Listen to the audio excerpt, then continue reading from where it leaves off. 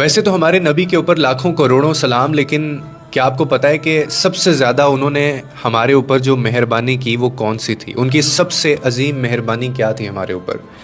وہ یہ تھی کہ اللہ تعالیٰ ہمارے گناہوں کی وجہ سے ہمیں فوراً عذاب میں نہیں پکڑتا۔ نہ زمین پھٹتی ہے، نہ آسمان گرتا ہے، نہ ہوا رکتی ہے، نہ پانی خشک ہوتا ہے، اور یہ سب کچھ اس ایک ہستی صلی اللہ علیہ وآلہ وسلم کی دعا کا اثر ہے جو ہم سے بے حد محبت کرتے ہیں۔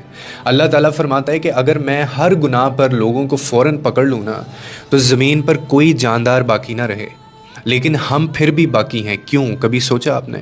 کیونکہ ہمارے نبی صلی اللہ علیہ وآلہ وسلم نے اللہ سے دعا کی تھی کہ یا اللہ میری امت پر وہ عذاب نہ نازل فرما جو پہلی امتوں پر آیا تھا۔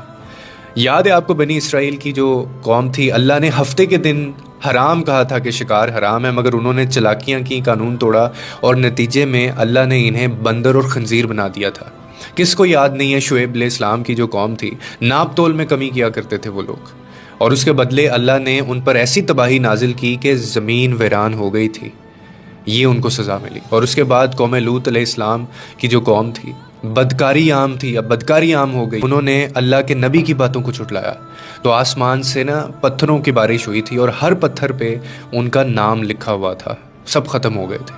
اور اس کے بعد آتی ہے ہم لوگ، ہماری امت آئی، اور ساتھ آئے ہمارے نبی۔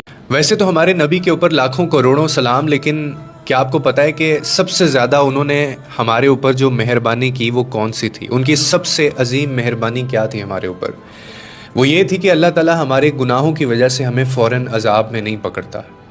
نہ زمین پھٹتی ہے، نہ آسمان گرتا ہے، نہ ہوا رکتی ہے، نہ پانی خشک ہوتا ہے، اور یہ سب کچھ اس ایک ہستی صلی اللہ علیہ وآلہ وسلم کی دعا کا اثر ہے جو ہم سے بے حد محبت کرتے ہیں۔ اللہ تعالیٰ فرماتا ہے کہ اگر میں ہر گناہ پر لوگوں کو فوراً پکڑ لوں نا تو زمین پر کوئی جاندار باقی نہ رہے، لیکن ہم پھر بھی باقی ہیں۔ کیوں؟ کبھی سوچا آپ نے؟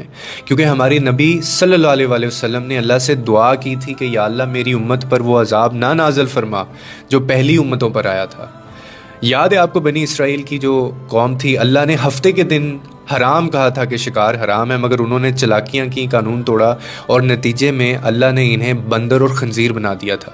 کس کو یاد نہیں ہے شعیب علیہ السلام کی جو قوم تھی، ناپ تول میں کمی کیا کرتے تھے وہ لوگ، اور اس کے بدلے اللہ نے ان پر ایسی تباہی نازل کی کہ زمین ویران ہو گئی تھی، یہ ان کو سزا ملی۔ اور اس کے بعد قوم لوط علیہ السلام کی جو قوم تھی، بدکاری عام تھی، اب بدکاری عام ہو گئی، انہوں نے اللہ کے نبی کی باتوں کو جھٹلایا تو آسمان سے نا پتھروں کی بارش ہوئی تھی، اور ہر پتھر پہ ان کا نام لکھا ہوا تھا، سب ختم ہو گئے تھے۔